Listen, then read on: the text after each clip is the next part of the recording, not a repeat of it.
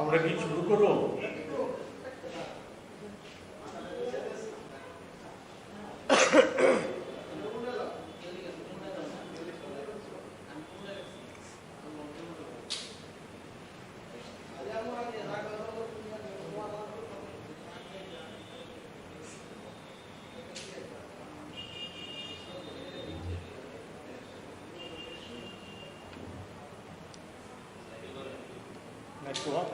সবাই আসছে নাকি?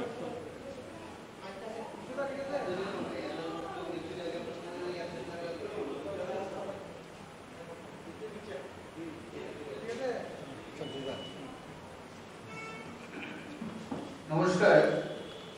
ত্রিপুরা প্রদেশ কংগ্রেস আয়োজিত আজকের সাংবাদিক সম্মেলনে বিভিন্ন মিডিয়া হাউস থেকে যে সমস্ত প্রিন্ট মিডিয়ার সাংবাদিকরা এসেছেন, ইলেকট্রনিক মিডিয়ার সাংবাদিকরা এসেছেন, ফটো জার্নালিস্টরা এসেছেন, আমি ত্রিপুরা প্রদেশ কংগ্রেস কমিটির পক্ষ থেকে আপনাদের সবাইকে জানাচ্ছি স্বাগত। আজকে আমাদের প্রেস কনফারেন্সের মূল প্রতিপাদ্য বিষয় হচ্ছে দেশব্যাপী করাপশন।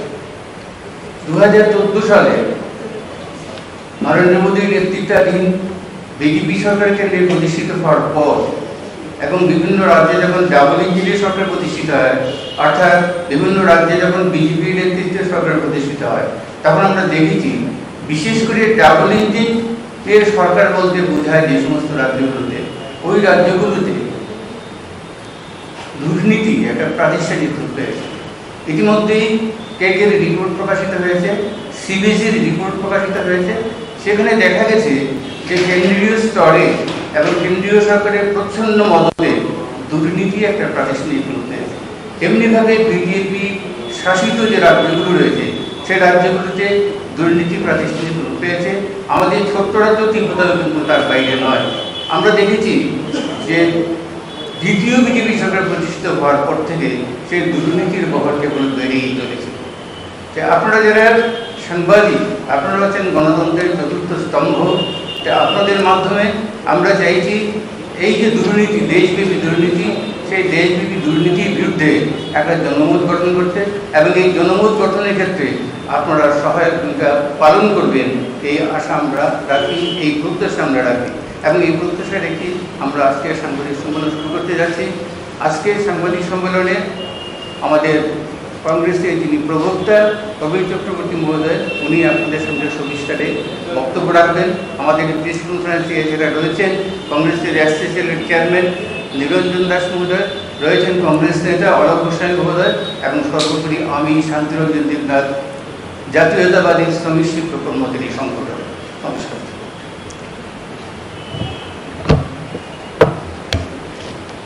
নমস্কার। বিষয়টা তো সাংবাদিক বন্ধুরা আপনারা অবগত হয়েছে। আমরা যেটা আপনাদেরকে অবহিত করতে চাই, সেটা হচ্ছে বিজেপি মানেই আজকের দিনে বিজেপি মানেই হচ্ছে দুর্নীতি, স্বজনদূষণ, সন্ত্রাস, বিভাজন, আক্রমণ, এগুলি হচ্ছে বিজেপির বৈশিষ্ট্য। আমরা 14 সালে যখন বর্তমান প্রধানমন্ত্রী নরেন্দ্র মোদীজির নেতৃত্বে বিজেপি সরকার প্রতিষ্ঠিত হয়, সেই সময় আমরা একটা শব্দের সাথে, বাক্যের সাথে পরিচিত হয়েছিলাম, না খাউঙ্গা না খানে দোঙ্গা। তার জন্য মে চৌকিদার। তখন দেশব্যাপী সর্বত্র চৌকিদারের ছড়াছড়ি, না খাউঙ্গা না খানে দোঙ্গা, চৌকিদার। আজকে অবস্থাটা কি? 14 সালের পর থেকে দেশের নানা ক্ষেত্রে, গুরুত্বপূর্ণ ক্ষেত্রগুলি সহ নানা ক্ষেত্রে, ব্যাংক থেকে শুরু করে নানা ক্ষেত্র, অসংখ্য দুর্নীতির খবর বিভিন্নভাবে প্রকাশিত হয়ে আসছে। কোটি কোটি টাকা ব্যাংক ঋণ নিয়ে, ব্যাংক থেকে কোটি কোটি টাকা ঋণ নিয়ে সরকারের ঘনিষ্ঠ জনেরা তারা হাজার হাজার কোটি টাকা ঋণ নিয়ে ঋণ না মিটিয়ে অনেকেই আছেন যারা দেশ ছেড়ে পালিয়ে গেছেন, বরঞ্চ বলা যায় পালিয়ে যেতে তাদেরকে সাহায্য করেছে। অনেকে দেশ ছেড়ে পালিয়ে গেছে। ব্যাংকের টাকা আমাদের প্রধানমন্ত্রীর ঘনিষ্ঠ বন্ধু ব্যবসায়ী তার হাতে তুলে দেওয়া হয়েছে ব্যবসা করার জন্য। ব্যাংকের টাকা কোটি কোটি টাকা, হাজার হাজার কোটি টাকা, স্টেট ব্যাংক অফ ইন্ডিয়া সহ বিভিন্ন ব্যাংকের হাজার হাজার কোটি টাকা, LICর টাকা তুলে দেওয়া হয়েছে। এগুলি কংগ্রেস দলের অভিযোগ না, বিভিন্ন মাধ্যম, গুরুত্বপূর্ণ মাধ্যমগুলি তারা সেই খবরগুলি উদ্ঘাটিত করেছে, তুলে ধরেছে। এই খবর নিয়ে আমরা কোনো রকম এই সমস্ত বিষয় নিয়ে কোনো রকম বিরোধিতাও আমরা দেখছি না। শুধু ব্যাংক না, LIC না, বিভিন্ন জায়গায় আমরা কি দেখছি, সম্প্রতি CAG যে রিপোর্ট দিয়েছে, যেটা আপনারা জানেন, আমরা আগেও অবতারণা করেছি। CAG রিপোর্টে আমরা কি দেখেছি, সপ্তাহ রিপোর্ট বলতে চাই না, আপনাদের কাছে আছে। আমরা যদি একটা দুইটা ক্ষেত্র যদি দেখি, সে ক্ষেত্র দেখলে আমরা কি দেখবো, 1 কিলোমিটার রাস্তার জন্য দ্বারকা এক্সপ্রেসে 1 কিলোমিটার রাস্তার জন্য বরাদ্দ ছিল 18 কোটি টাকা, খরচ দেখানো হয়েছে 250 কোটি টাকা। ভাবা যায় যে কি পরিমাণ দুর্নীতি। আয়ুষ্মান ভারত প্রকল্প, যেখানে চিকিৎসা করলে পরে ইন্স্যুরেন্সের টাকা পাওয়া যায়, একটা ফোন নম্বরে 7.5 লক্ষ নম্বর নথিভুক্ত করা আছে। এটা কি নজির, কি নজির? CBC রিপোর্ট দিয়েছে, এই সময়ে রিপোর্ট দিয়েছে স্বরাষ্ট্র দপ্তর, ব্যাংক, রেল সহ বিভিন্ন দপ্তরে দুর্নীতি বুড়ি বুড়ি অভিযোগ তুলে ধরেছে। কোনো বক্তব্য আছে শাসক দলের? কোনো বক্তব্য আছে? শাসক দলের কোনো বক্তব্য? বরঞ্চ যারা এগুলি নিয়ে বিরোধিতা করছে, যেমন আদানির ফার্মে 20,000 কোটি টাকা কোথা থেকে লগ্নি হয়েছে কেউ জানে না, খোলাসা করে বলছেন না, না বলছেন আদানি, না বলছে সরকার। এই প্রশ্ন তোলার পর পার্লামেন্ট থেকে সাসপেন্ড করে দেওয়া হচ্ছে। ভাবা যায় কোন রাজত্ব কোথায় আছে, কোথায় নিয়ে যাচ্ছে। সমস্ত গণতান্ত্রিক প্রতিষ্ঠানগুলিকে একটা একটা করে টুটি টিপে ধরছে, ধ্বংস করে দিচ্ছে গণতান্ত্রিক প্রতিষ্ঠানগুলি। সাংবিধানিক প্রতিষ্ঠানগুলিতে নিজেদের লোক বসিয়ে সেখানে এগুলিকে পূর্ণ করে দেওয়ার চেষ্টা হচ্ছে বিভিন্নভাবে। সাংবিধানিক একটার পর একটা প্রতিষ্ঠান। এই লক্ষণটা কিসের লক্ষণ? এই লক্ষণটা হচ্ছে, আমরা যদি দেখি ইতিহাসের পাতা যদি কাটি, তাইলে দেখা যাবে দ্বিতীয় বিশ্বযুদ্ধের আগে জার্মানিতে গণতান্ত্রিক প্রতিষ্ঠানগুলি ধ্বংস করে দেওয়ার যে প্রবণতা আমরা দেখেছি, জার্মানিতে আমরা যে দেখেছিলাম ওই ব্যাপক দুর্নীতি, একটা মতবাদকে প্রচার, এই সমস্ত কিছু, যে সমস্ত সিমটমগুলি দ্বিতীয় বিশ্বযুদ্ধের আগে জার্মানিতে দেখা গিয়েছিল। বর্তমান শাসক দল, জার্মানির শাসক দলের মধ্যে, সরকারের মধ্যে যে প্রবণতাগুলি ছিল, আমাদের দেশের বর্তমান সরকার এবং শাসক দলের মধ্যে সেই প্রবণতাগুলি পরিলক্ষিত হচ্ছে। এটা তো ভয়ঙ্কর দিক। কোথায় চৌকিদাররা, কোথায় না খাওয়া না খালেদাররা, কোথায় মহিমা প্রচার করা হচ্ছে, বিশ্বগুরু সাজার চেষ্টা করা হচ্ছে। স্বঘোষিত বিশ্বগুরু সাজার জন্য 990 কোটি টাকা, 990 কোটি টাকার যে বাজেট ছিল G20 সম্মেলনে, সেই 990 কোটির টাকা 4100 কোটি টাকা খরচ দেখানো হয়েছে। কৈফিয়ত কে দেবে? কৈফিয়ত দিতে হবে না? কৈফিয়ত আছে কিছু? আমাদের দেশের দারিদ্রতাকে ঢেকে রাখার চেষ্টা করা হচ্ছে। কি ভয়ঙ্কর প্রবণতা!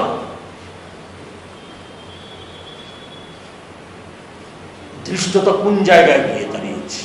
আমাদের কথা না, কংগ্রেসের কথা না।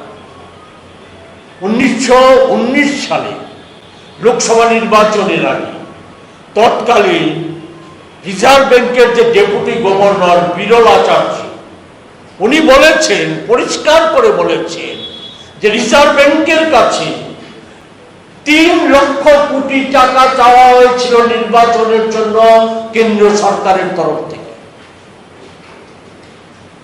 আমাদের সৌভাগ্য, রিজার্ভ ব্যাংক এই অন্যায় চাপ অন্যায় প্রস্তাবের কাছে মাথা নত করেনি। আমরা গর্বিত, রিজার্ভ ব্যাংকের ডেপুটি গভর্নর, তৎকালীন গভর্নর এগুলো খোলাসা করে বলে দিয়েছে। কিন্তু শব্দ আছে, প্রতিবাদ আছে না? কোন প্রতিবাদ? ওই শান্তিবাবু বলেছে ডাবল ইঞ্জিনের সরকার রাজ্যে রাজ্যে দুর্নীতির আখড়ায় পরিণত করেছে।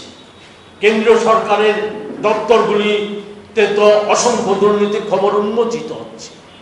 সেই জায়গায় আমরা যদি দেখি আমাদের ছোট সংস্করণ ত্রিপুরা, যেখানে আমাদের প্রধানমন্ত্রী মোদীজির ভাবচিত্র, সুশাসক, সুশাসনের অধিকারী যিনি বলে দাবি করেন, সেই ওনার রাজত্বের ত্রিপুরার অবস্থা যদি দেখি, তাহলে কি দেখা যাবে? আজকে এমন কোনো দপ্তর নেই। শিল্প, শিক্ষা, স্বাস্থ্য, আবাসন, সড়ক পরিবহন,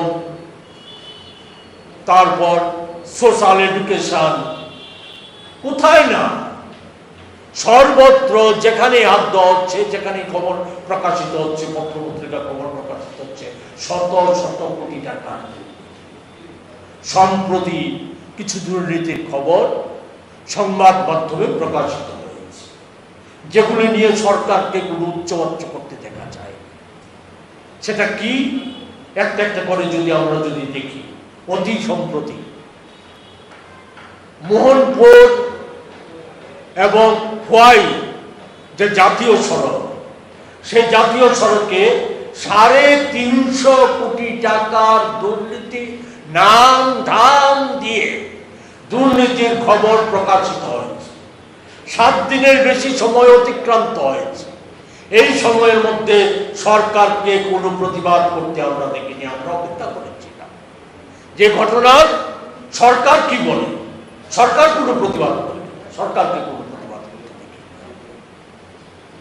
রেগাতে 850 কোটি টাকার দুর্নীতির খবর প্রকাশিত হয়েছে। আবাসনের দুর্নীতির খবর প্রকাশিত হয়েছে। পরিবেশ দপ্তরে সেখানে এক শিল্পপতি, এই রাজ্যের শিল্পপতি, মাঝারি শিল্পপতি, সেখানে পরিবেশ আইন লঙ্ঘন করেছে। 2 কোটি টাকার মতো পেনাল্টি নির্ধারিত হয়েছে। সেই পেনাল্টি কোন জাদু বলে 2 কোটি টাকার পেনাল্টি 7,500 টাকায় এসে নিষ্পত্তি হয়েছে। কোন জাদু? শুধু একটা না, আরো এমন অসংখ্য পরিবেশ দপ্তরের এমন উদাহরণ আছে। কার পরিবেশ দপ্তর? কার? মাননীয় মুখ্যমন্ত্রীর দপ্তর। শিক্ষা দপ্তর বিদ্যাজ্যোতি প্রকল্পে এত দুর্নীতিতে নিমজ্জিত হচ্ছে যে মানুষের নাবিশ্বাস, ছাত্রছাত্রীদের নাবিশ্বাস হচ্ছে। বই ছাপানো নিয়ে আগে কম দামে বই পাওয়া যেত, বিনামূল্যে বই পাওয়া যেত। বর্তমানে এই সমস্ত কিছু তুলে দিয়েছে। বেশি দামে বই কিনতে হচ্ছে ছাত্রছাত্রীদের, অভিভাবকদের।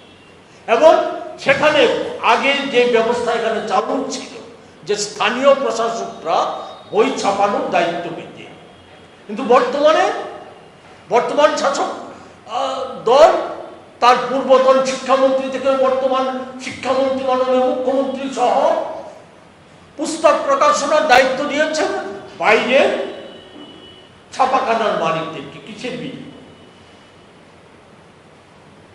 আমাদের কাছে অভিযোগ, পত্রপত্রিকা অভিযোগ বেরিয়ে আসছে, সেখানে শত শত কোটি টাকার দুর্নীতিরও পাওয়া হয়েছে, কাটমানি হয়েছে। আমাদের মূল বোর্ড খোয়াই জাতীয় সড়ক, সেখানে শুধু দুর্নীতি না, ঠিকাদারি কাজের ক্ষেত্রে দুটো ধারা বর্তমানে রয়েছে। একটা ধারা কি, বড় বড় কাজ যেখানে আমাদের ঠিকাদাররা স্বল্প রেটে স্বল্প মার্জিনে করতে অভ্যস্ত করেছে, আগে অতীত দিনে করেছে, সেখানে বড় বড় কাজ আমাদের জাতীয় সড়কগুলি যেগুলি নির্মিত হচ্ছে সেগুলি সহ বড় বড় কাজ, সেখানে আমাদের রাজ্যের ঠিকাদারদের বঞ্চিত করে বহির্রাজ্যের ঠিকাদারদেরকে ডেকে এনে বেশি রেটে তাদেরকে কাজ করা হচ্ছে, এবং কাজের গুণমান যাচাই করার জন্য, দেখার জন্য কোনো ব্যবস্থা নেই। ফলে তারা তাদের খেয়াল খুশি মতো কাজ করছে, খেয়াল খুশি মতো কাজ করতে গিয়েছে, সেখানে তাদেরকে ওই বেআইনিভাবে কাজ পাইয়ে দেওয়ার ক্ষেত্রে যখন কাটমানি চলে যাচ্ছে, তেমনি খেয়াল খুশি মতো কাজ করতে গিয়ে কাজ নিম্নমানের হচ্ছে, তদারকি কোনো ব্যবস্থা নেই, ভেঙে পড়ছে। সম্প্রতি কাঞ্চনপুরে, বাঙ্গুর কাঞ্চনপুর এলাকায় জাতীয় সড়ক নির্মাণের ফলে একটা গ্রাম ধ্বংস হয়ে যাওয়ার মধ্যে সেখানে কাজ বন্ধ করতে, সরকার কাজ বন্ধ করতে, ডিপার্টমেন্ট কাজ বন্ধ করতে বাধ্য হয়েছে। এ কি চলছে, কোন রাজত্ব চলছে আমরা লক্ষ্য করছি। জমি কেনা বেচা একটা ভয়ঙ্কর অবস্থা, সিন্ডিকেট রাজ কায়েম হয়েছে ছোট ছোট ঠিকাদারের ক্ষেত্রে। সেখানে মন্ডলের পারমিশন ছাড়া ঠিকাদারি কাজ করা যায় না, কমিশন দিতে হয় মন্ডল, জেলা, রাজ্য স্তরের লোকজনদেরকে কমিশন দিতে হয়, যারা দায়িত্ব আছে, বিজেপি দলের দায়িত্ব আছে, তাদেরকে কমিশন দিতে হয়। সেখানে আমরা কি দেখছি, আগে যেখানে আবাসনে ঘর নির্মাণ হচ্ছে, এটা পূর্বতন সরকারের প্রকল্পই, নতুন করে নাম পরিবর্তন করে সেটা করা হচ্ছে, সেই প্রকল্পে ঘর নির্মাণ হচ্ছে, কিন্তু ইনস্টলমেন্টের টাকা পেতে গেলে পরে কমিশন দিতে হচ্ছে। কোথায় নিয়ে গেছে? অঙ্গনাদি চাকরি, অঙ্গনাদি চাকরির ক্ষেত্রে চাকরি পেতে গেলে পরে সেখানে টাকা দিতে হচ্ছে। এগুলি তো শুধু আমরা বলছি না, যারা দিচ্ছে সেখানে তারা আজকে প্রতিবাদে গর্জে ওঠে, কোনো কোনো অঙ্গনাদি কেন্দ্রে তালা ঝুলিয়ে দিচ্ছে, বন্ধ করে দিচ্ছে, এগুলি হচ্ছে। কোন প্রতিবাদ আছে? কোন শব্দ আছে সরকারের? না, কোনো শব্দ নেই। স্বাস্থ্য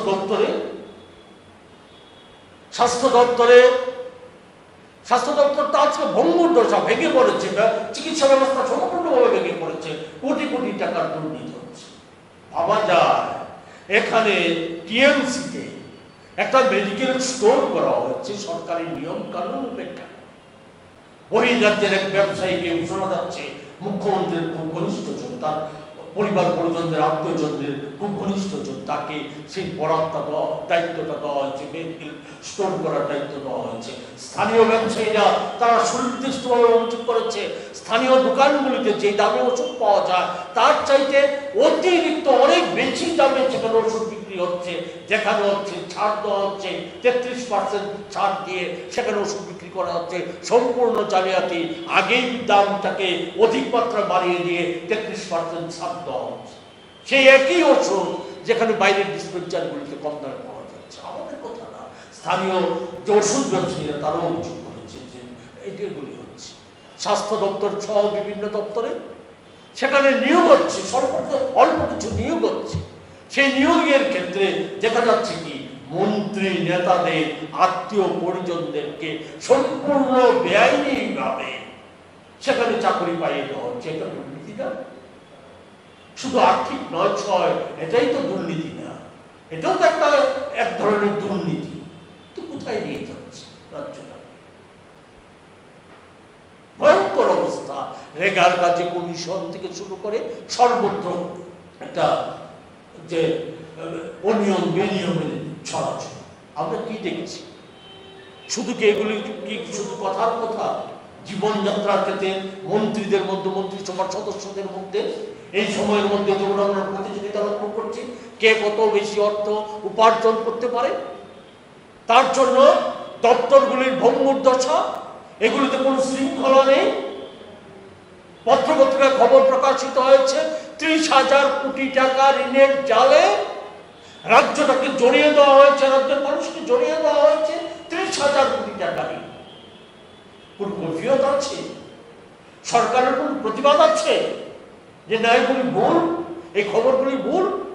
না কোনো প্রতিবাদ। সরকারি অর্থ পুলিশ দপ্তরে, পুলিশের সদর দপ্তরে সেখানে নয় চলে হচ্ছে, সেখানে জালিয়াতি হচ্ছে। আমাদের কথাটা গ্রেপ্তার হয়েছে, পুলিশ গ্রেপ্তার করেছে, এডুকেশন হচ্ছে কোটি কোটি টাকা, 25,60,000 কোটি টাকা। ফলে এগুলি জবাবটা কে দেবে? তাই আমরা বলছি কেন্দ্রীয় স্তরে দুর্নীতিগুলির জন্য আমরা তদন্ত চাইছি, তেমনি রাজ্য স্তরে এই সব দুর্নীতি যে ক্ষেত্রগুলি বললাম, উল্লেখ করলাম, মুষ্টিমেয়গত দপ্তর সব কটা দপ্তরে সেখানে আমরা রাজ্যে একটা অডিট দপ্তর আছে, কিন্তু অকিছু করে রেখেছি। সে অডিট দপ্তর দিয়ে হবে না, এলজিকে দিয়ে সমস্ত দপ্তরগুলির স্পেশাল অডিট করানোর দাবি করছি। অপর দিক থেকে আমরা এই কথাটা বলতে চাই প্রচার মাধ্যমের কাছে, আপনাদের কাছে, গণতন্ত্রের চতুর্থ স্তম্ভ আপনাদের কাছে আমরা আবেদন রাখতে চাই, দেশব্যাপী যে ভয়ঙ্কর দুর্নীতি আমাদের দেশটাকে পঙ্গু করে দেওয়ার যে একটা চেষ্টা হচ্ছে, স্বঘোষিত বিশ্বগুরু দেশের গণতন্ত্রকে চোবাই করে দিয়ে আজকে যেভাবে আমাদের দেশটাকে একটা বলা যায় একটা মানে বিভাজনের রাস্তা তৈরি করে একটা ভয়ঙ্কর জায়গায় নিয়ে যাওয়ার চেষ্টা করছে, এই সমস্ত কিছু প্রতিবাদে জনমত তৈরি করার ক্ষেত্রে, আমাদের রাজ্যে জনমত তৈরি করার ক্ষেত্রে আপনাদের সংবাদ মাধ্যমগুলি যে ভূমিকা নিয়েছে সেই ভূমিকা আরো উজ্জীবিত করবেন, আরো ভালোভাবে সেই ভূমিকা নিয়ে আমাদের রাজ্যে যাতে প্রতিবাদে গড়ে তোলা যায় মানুষকে, তার জন্য আপনারা আরো গুরুত্বপূর্ণ ভূমিকা প্রতিপালন করবেন। এই অনুরোধটুকু রেখে সবাইকে অভিনন্দন জানিয়ে আমি আমার কথা বলা শেষ করছি। নমস্কার।